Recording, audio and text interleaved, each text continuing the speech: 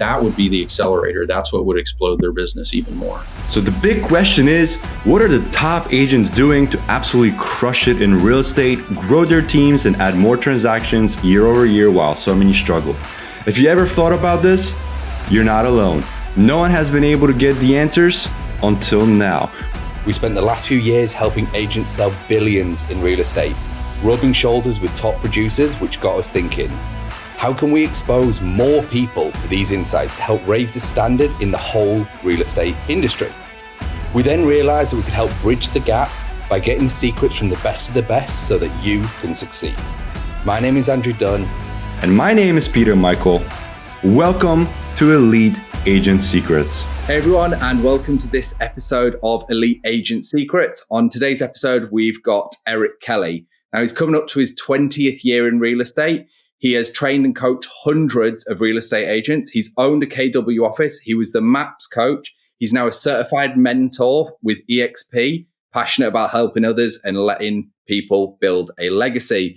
Erik, thank you for joining us today. It's great to have you on board. How are you doing? Thank you. I'm honored to be here. I'm doing excellent. We're really excited to have, successful real estate professionals like yourself on the podcast. And the best way to always start this out to give people context is tell us a bit more about your story. How did it start? What was the origin story of real estate? How did you get your first deals? How did it grow? And then, we'll transition into your top secrets to success. All right. Sounds good. Well, it's kind of a sordid tale, so hopefully it's audience appropriate. But, real estate seems to be a default profession of choice. And so as a young man, I had started out doing a bunch of different jobs, had a very diverse experience and figured out a lot of things I didn't want to do as a career and was not afraid to jump and endeavor the next new thing. And then as I started to have a family, I built a corporate career because I thought, that's what you do. You build a corporate career. And so I was doing that for a while and it was rewarding in some ways, but it was challenging too. And the last couple of years of my corporate life, I had 3 small children at home. I was flying about 100,000 miles a year. And it just became something that I wanted to change. And so for a lot of people globally, after September 11th, the landscape of the world kind of changed. And so my corporate career kind of ended rather unceremoniously. And I was sitting around going, okay, well, what do I like to do? And, what am I interested in? And growing up, my mom had owned some investment properties. I had a little exposure to real estate in that realm. And I really loved being in relationship with people and working through solutions. And that was very much the line of work that I did in the corporate world. And so just kind of the combination of how could I work in that space, be invested in relationships and people, but stay closer to home? And so real estate was a natural fit for that. Amazing. So how did the unceremonious end? What were you doing when it kind of stopped? And then obviously you made that transition. So were you in sales or anything like that? Yeah, I was a regional vice president of sales for a company that was building contact centers in the Philippines. Got it. In 2000, 2001, 2002, that was like really innovative. That was leading edge for the industry. There weren't a lot of people in that space yet. And so it was really fun and exciting, but nobody wanted to talk about taking business offshore in the fourth quarter of 2001. And understandably so. So I've been based in Phoenix for 25 years. And even in the corporate world, I would have, recruiters call with job opportunities. And my first criteria was I'm not leaving Phoenix. Like my kids have started school, we're invested in the community. And so I'm open to talking about the job as long as I stay based in Phoenix and I'll commute for work. And so I was in my office at home on a Friday evening about 6:00, and I got a call from the president of the company, and he said, "Hey, the world's changed, and we're dismissing our entire sales force. You'll get a FedEx tomorrow morning with 1 week severance and your severance documents." Wow. So I was, 6-figure base salary, big bonus structure, corporate expense account, flying first class everywhere, entertaining clients, golf tournaments, to zero in a week. Whoa, that is a very, very quick ending. So You literally went to zero, genuinely to zero, but had an incredible amount of pressure, right? You got kids, house, you got to start over. So you obviously jumped straight into real estate. It took me a while, actually. I dabbled a little bit. I was trying to cling to what I knew, right? So I said, well, I'm going to consult because I can broker deals and I can bring resources together. And the intention was good, but the fulfillment and the reality of that in changing times, it was not rewarding. So I kind of labeled that financial cleansing period 1.0. Right. Okay. So you tried that and then eventually got into real estate. I did within the next year. I was smart enough to put a deadline on what I was doing and saying, if I don't do this, and in the background, I was, considering what I wanted to do. I was connecting with my family. I was kind of reprioritizing my life. And so it was a progression, but it took a little time. And so I didn't, by the time I got into real estate, I didn't have a big nest egg. I did have a pretty big network. And so that's what I was going to lean into, is just the relationships.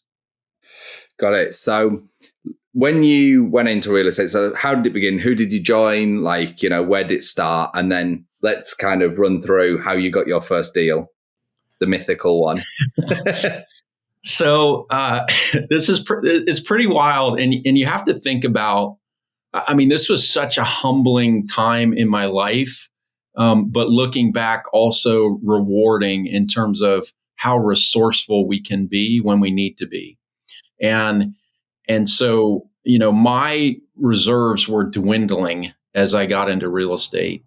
That people talk about having more month than money or whatever. I was rapidly approaching that, with the change that happened in my life. And so I was getting into real estate. I joined an independent brokerage because I had a couple people that I knew from the community that were there, and they said, "Oh, Erik, you're great at sales and relationships, and you're going to be fine." And I had come from negotiating, multi-million-dollar service contracts that employed hundreds of people with Fortune 500 companies. It wasn't. We were playing at a fairly high level, in terms of my skill set. And but what I realized is I didn't know jack what about real estate. It was great that I could talk to people, but I didn't know what I was doing. And I'm the kind of person that always took that fiduciary responsibility very seriously. Like my personal integrity and honoring the trust that my clients placed in me was paramount to anything else in the transaction. And so what I quickly figured out was I don't know enough about real estate and I don't have support in this environment. So for about half the time I was at that office, I was actually going to classes at Keller Williams.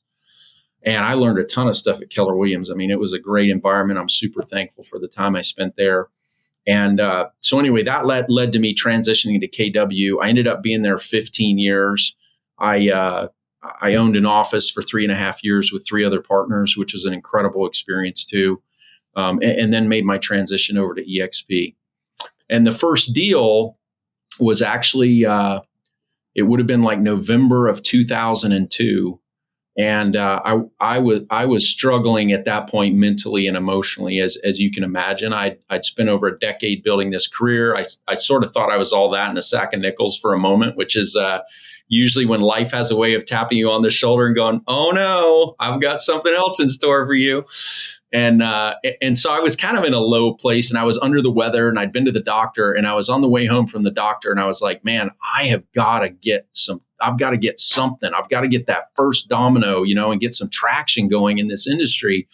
And so there was this beautiful custom home subdivision that was on my way home. And I thought, I'm just going to drive through that neighborhood. And I saw this car inching along and they would stop and look at each sign.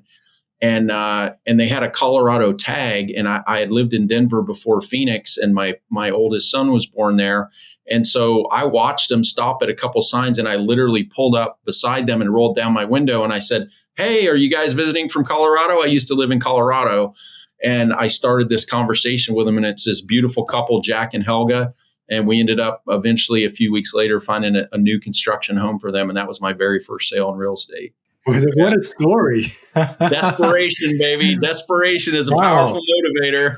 But you know what I'm picking up is because you're so relationship driven, not that it was desperation. It kind of feels like it was a desperation to connect with somebody and build that next relationship.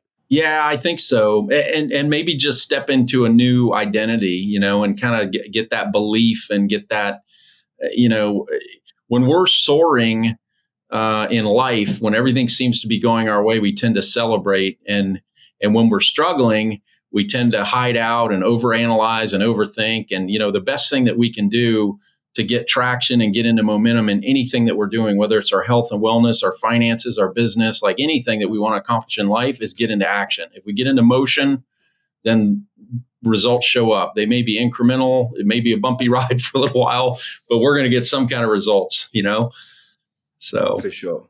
So I'm assuming the rest of the year you didn't roll up on people with their cars and say, "Hey, you from Colorado?" No. So, I didn't want to be like the Blood or the Crips of suburban Arizona, suburban Phoenix, In your first year, you got that first one. So in your first year, how many deals did you do? Do you remember? I don't remember. I think it was just shy of 20. I mean, it was enough to stay in the business. And, I learned very quickly that my kids liked food with their meals. So, I have a strong motivation to keep the checks flowing. Got it. So what was your strategy in your first year? What were some of the strategies that basically helped you get those first 20, right? So you got one from a car. So the other 19, give or take, what was you finding helpful? Were you marketing? Was it cold calling? Was it door knocking? Was it events? How were you finding the people and closing those deals? Well, I have a foundational strategy for business development that I've taught for years. And I think that was really the root of how I started. I read Brian Buffini's book, Oh, by the way, at the very beginning of my career. And that was a great foundational book for me. And because it was all about adding value to people and just coming from a place of service and looking for opportunities to contribute. And so for me, that was really it. And probably doing open houses. I didn't have any money to market.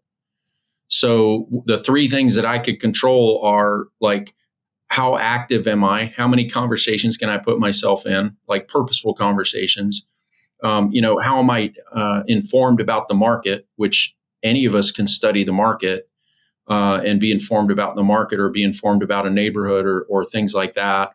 And then really just putting in the time and looking for ways to add value. And I'll always share, if I'm teaching with people, that I've probably had way more real estate business flow to me over 2 decades of being in this industry from things I did for people outside of real estate than for things I necessarily contributed in real estate.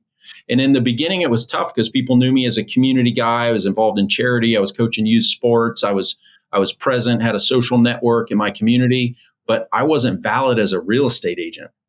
And that was almost like an Achilles heel in some relationships, because the people that were closest to you were kind of afraid that you were new, and they valued the friendship more than they valued contributing to your business. And, it's not like you're walking around going, "Hey, I'm really close to being in survival mode. Can you help me?" So I wasn't standing with a sign on the off ramp saying, "We'll sell homes for food."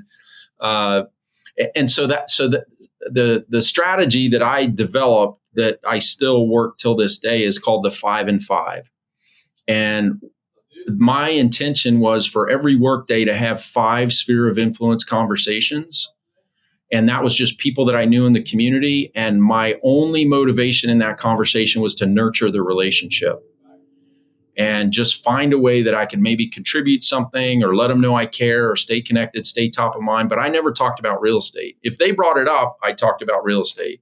But I got really intentional even in how I would respond to that. And then the other 5 calls were an active prospect call. So that was somebody that was a referral. It was an open house follow-up. It was, if somebody had called on a sign, which was way more prevalent back in the day before we were all finding everything on here, right? And so it was just those things, and it was just sweat equity every week. It was just being in the business and being purposeful and intentional about my time. I love how you mentioned the 5 and 5, depositing not into the business equity relationship account, but just depositing equity into the relationship account. Yeah, that's it. And one of the things that I heard you also say is you didn't mention real estate because you genuinely cared about the person that you were speaking with, right? But if they brought it up, you got very clear and intentional on how you answered and you responded. What do you mean by that? Oh, yeah, I love this. Well, you mentioned scripts. We were chatting a little bit earlier, and how powerful they can be. And I use a handful of scripts really that I've used for years and years, and they're short and sweet, but each word is chosen very specifically. Like there's some science behind it, and I'm very intentional about the words. So, for example, if Peter asked me, like we're just in a conversation, hey, what are your summer plans? Where's your next trip? Like we're having that, how's a family? We're having one of those conversations. And invariably what happens is, especially over time, like as I was in the industry longer, it became more frequent. It was a higher percentage. But invariably, a high percentage of people are going to be like, how's the market? Hey, how's your business? Wow, I hear real estate's crazy right now. They're going to bring up something about the industry. And so what I would say is, well, Peter, we're in a very dynamic market right now. Is there a specific area of interest to you? Ooh, that's deep, because you're letting them control the conversation and telling you what they're looking for. Well, I am. And here's the other thing that it does. Like one of the greatest challenges that we all face in this day and age is just information overload and abundance of choices and options. And it just makes it confusing. And we get stuck in a swirl, right? It's really difficult to get clarity. But when I ask that question, if I acknowledge their question, oh, we're in a very dynamic market, which in a lot of markets in the United States, we are in a very dynamic market right now. Like that's an absolute truth. But the reality is in any market, we're in a dynamic market because it literally is changing every day, whether buyer's market, seller's market, whatever it is, it's still a dynamic market. So by saying we're in a very dynamic market, I'm acknowledging what they asked about. And then I say, is there a specific area of interest to you? That instantly brings a focus in here. And they're going to tell me, we were thinking about this. We were thinking about selling and downsizing. We were thinking about an investment property. Or they're going to say, no, I was just curious. And then I just say, well, I really appreciate you asking. But I know if there's an opportunity. Without me asking for an opportunity, there's no cheesy, who do you know that wants to buy, sell, or invest in real? I'm not, you know what I mean? Like it's a completely different level of communication. I mean, it sounds like from your 505, your sphere of influence, people you mentioned I'm not sure if other people picked up on the fact that most of these people, the interactions weren't anything real estate related at all. You were just, making and building personal connections with people, right? So for sure. Networking is obviously one of your strong points because it sounds like this was a foundational and probably still is a foundational element to your success in business and I imagine life. So what would you say are some, key elements that make you and could make someone else successful at networking, going out, building interactions, meaningful relationships, things like that? Is there advice you could offer there to start building like a big sphere and it not feel salesy or sleazy or them trying to one of the things that I think a lot of people struggle with, and you might want to counter me on this seeing as you were in sales for such a long time, but I think the reason a lot of young salespeople struggle with sales is they go into the conversation knowing they're going to sell that person and they feel sleazy because they know that other person doesn't necessarily know that. So they feel almost a guilt that rides with them because they're like, I'm going to try and like screw you here. But it's not like that, but that's kind of how they feel. Like they've got this mental dialogue when amazing salespeople find that they are neither here nor there. They just go into, and it's just a conversation. They don't feel anything like that. So with networking, there is a skill. It's not just go and chat to people, right? It's just, so open up a little bit more about that because it sounds like it's one of your superpowers. Thank you. Well, I view my role as solution strategist. So what I need to understand is what is it that people want to accomplish? What are they thinking about? What are they challenged with in life right now? What are they excited about? And, sales is a business that people love because they come into it and they have the appeal that it has no ceiling to what you can earn. What they never tell you in the orientation is it has no basement either. So you have to be skilled. If I have high energy, right, then then you guys may feel that energy, and that may lift you up temporarily. And you'll be excited about something that I'm excited about because we're connected. But you know what you're even more excited about? What you're excited about, what brings you energy.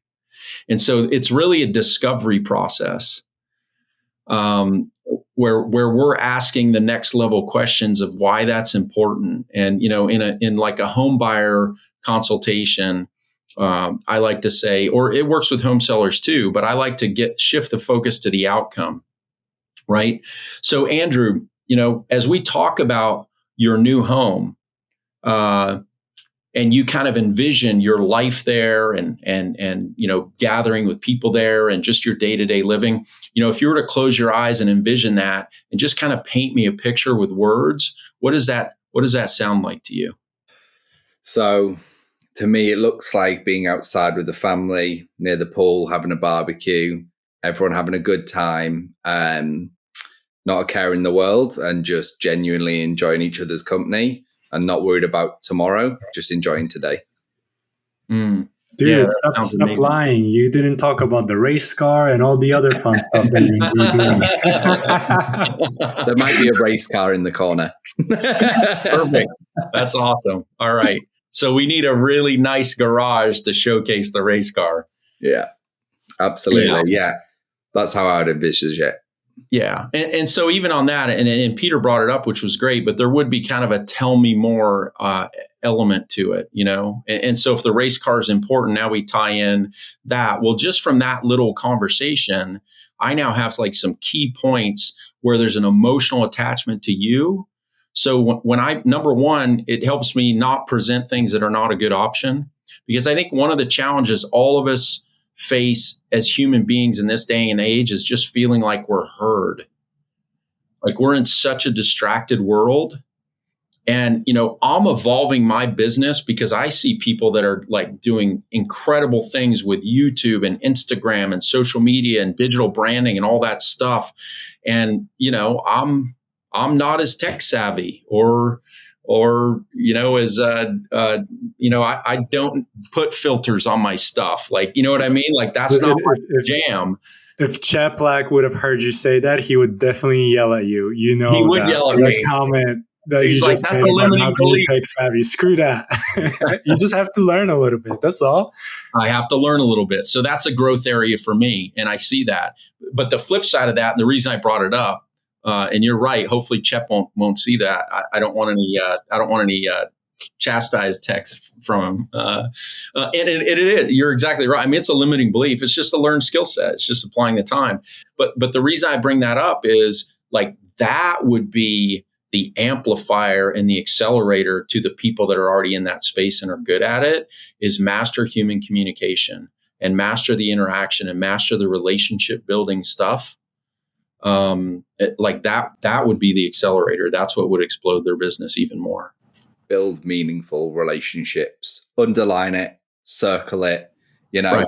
and do that over long enough periods. And, you'll have a business for a lifetime. I mean, this is the thing about, say, online lead generation is it's great. And when you sell a home, you can build that meaningful relationship, or the interactions, you can build them. It can accelerate kind of the first bit, which is putting bodies in front of you to actually try and build a relationship with, right? But the actual skill is maintaining those. I forget, I was literally listening to something or reading something today, and it was something like most buyers forget their agent within, is it 12 months or 24 months, they forget the name, who the agent was. And within, is it 5 years or something, they forget what brokerage they even sold it with, because of the lack of follow-up post-transaction. Yeah. Because people go, I've sold your house, see you later. And yet people like forget that every 5 to 7 years, that person rebuys. So they are now becoming a seller and a buyer again. So you just maintaining a super basic level, top of mind, campaign, if you want to call it that, which is at New Year, Happy New Year, Merry Christmas. Something so simple. I actually know someone who does. It's kind of funny. He literally does that every year, just to his clients. He goes, Merry Christmas. And then on New Year, he goes, Happy New Year. He sends 2 texts a year. funnily enough, the guy that I know who this happens to him, he was like, dude, it was like January and something happened with the house. This guy's actually in pest extermination, not in real estate, actually, thinking about it. And he was like, something just happened. And I knew the guy had messaged me like a week ago. So the first person I phoned was him. And I was like, hey, how you doing? I've got this problem. Could you come around and fix it? Right. Otherwise, I would have been on Google because he was top of mind. And he said, I could look back in, the text history in like 4 years. He said, Merry Christmas, Happy New Year for 4 years straight. And that is it. And he said, this isn't good follow-up. But when I actually needed him, he was the person that I called. Right. Everyone else does zero. Everyone else does nothing. Well, and here's the thing about that, though, Andrew, and you kind of referenced this before, and I think that this is so important, is if we're communicating with an expectation of some outcome, that completely changes the dynamic of the communication. And it's our responsibility to initiate the communication, whatever that is. Could be a video text, could be a regular text, could be an email, could be a call. I think the combination of all of them is ideal. I still think the phone call is effective, even if you don't have a live two-way conversation. I still think it's effective to do that. But the idea is we're initiating the communication. We're sharing that energy, that caring, that concern, that I'm thinking of you, that humanity just by initiating the communication. And then it is going to happen when it's the right time. So I might be following up with a past client for 7 years, but if I'm following up looking for my next lead, right, versus just say I'm just following up, I'm keeping in touch, this is part of what I do, then when the time is right, like nobody's going to suddenly miraculously decide to sell their house because I happen to call them this month. They're going to sell their house when it's the right time to sell their house. Yeah. Now, in this market, and I'm in Phoenix, Arizona, so they might, if I call them and tell them what their current market value is, they might decide to sell their house just because I called and told them that.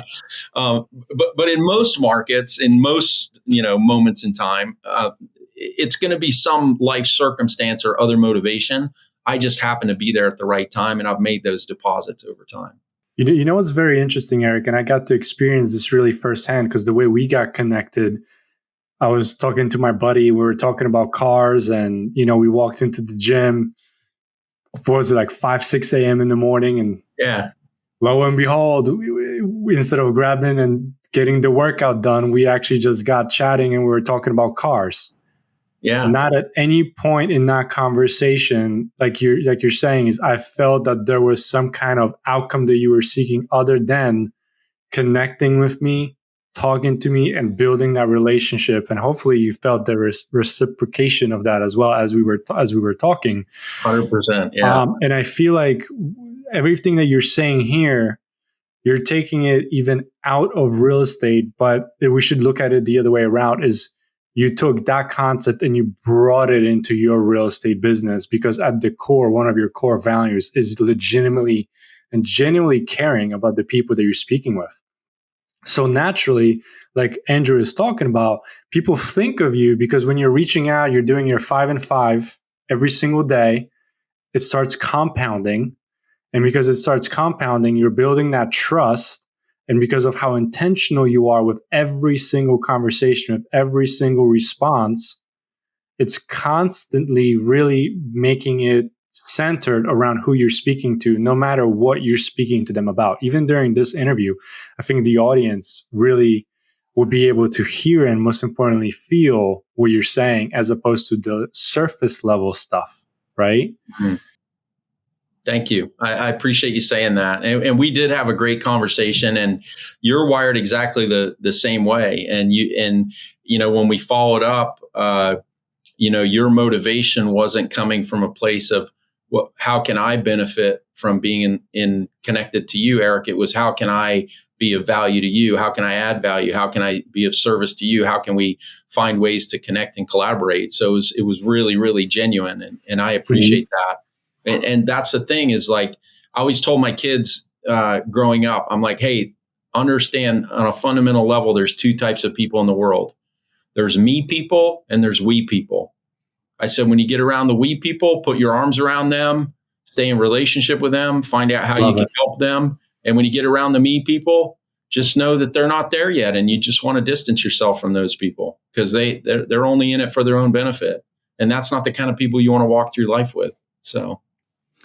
Yeah, I think that's 100% true. What is it? There's no I in team, right? Same kind of philosophy where it's like, you want team players in your life. So I think although this is amazing, I know we have digressed far from where we were going to go, which was, because, here on the other side, we know the 3 points that we're covering. Hey, thanks for listening to this episode. Now, before you go, we're giving access to a private training we did where we revealed the top 3 niches to get listings today completely for free. So if you want access, you can go and download that training at eliteagentsecrets.com.